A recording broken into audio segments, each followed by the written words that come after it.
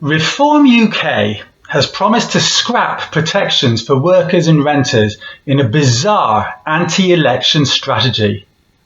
According to The Guardian, Reform's business, trade and energy spokesman, Richard Tice, vowed that in government the party would repeal the Employment Rights Act, reversing new rights connected to sick pay, parental leave and 0 hours contracts, including rights to guaranteed hours and payment for short notice cancellation of shifts, and a ban on most fire and rehire practices. Also in the firing line is the Renters' Rights Act, which abolishes no-fault evictions, which allow landlords to remove tenants without giving a reason.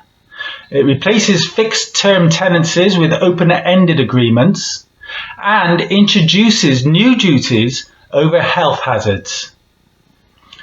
Tice said the former was destroying jobs for young people, and the latter had meant too many landlords found it was too risky to rent in case they could not remove tenants.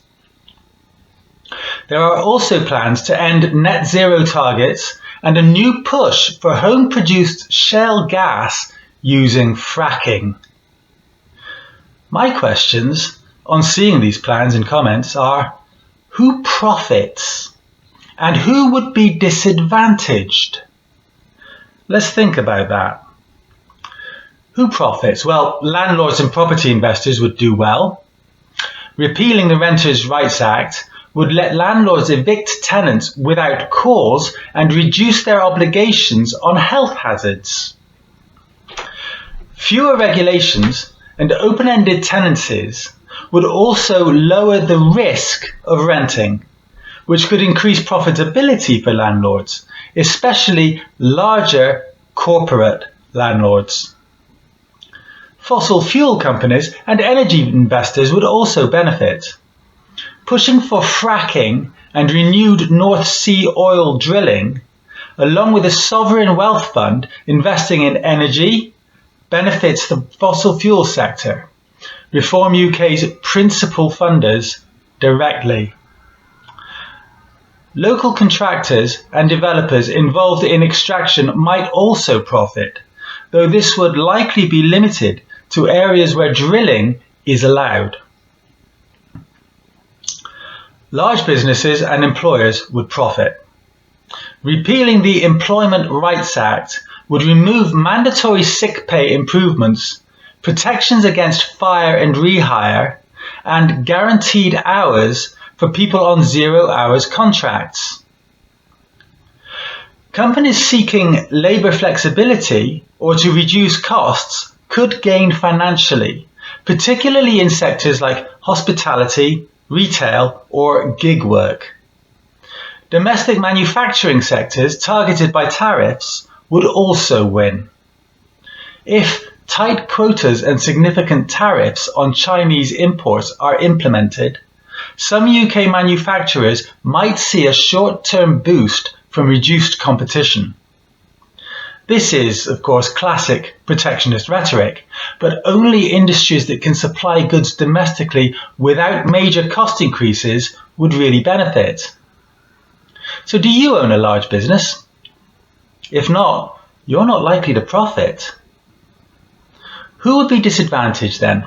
Workers, particularly those who are young and on low incomes. Loss of guaranteed hours, sick pay rights and protections against fire and rehire would hit precarious and 0 hours workers hardest. Tice claims it would create jobs for young people, but the actual effect is more likely to be reduced protections, lower security and potential exploitation. Renters, especially those in low-income households, would also lose out. Abolishing no-fault evictions and other tenancy protections would make housing more precarious.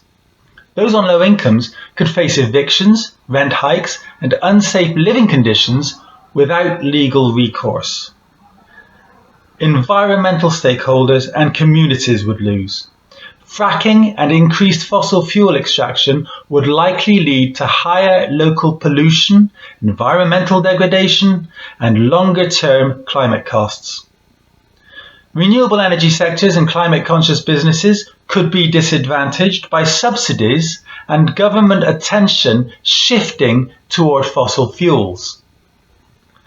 General public spending on benefits and housing support would also be disadvantaged. If homelessness rises due to weaker tenant protections, local councils and charities, like shelter, would bear extra costs.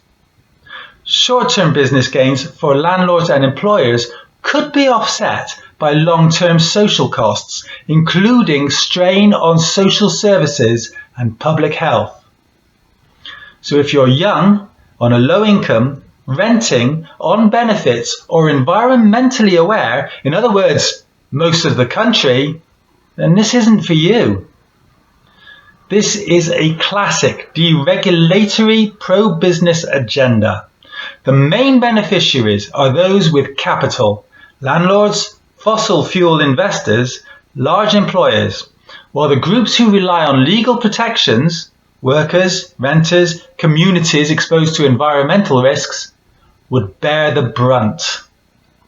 The policy framing, Lincolnshire Gas for Lincolnshire Jobs, appeals to patriotic and localist sentiment, but economically, the upside is concentrated in capital-heavy sectors, and the social costs are spread across low-income and vulnerable populations.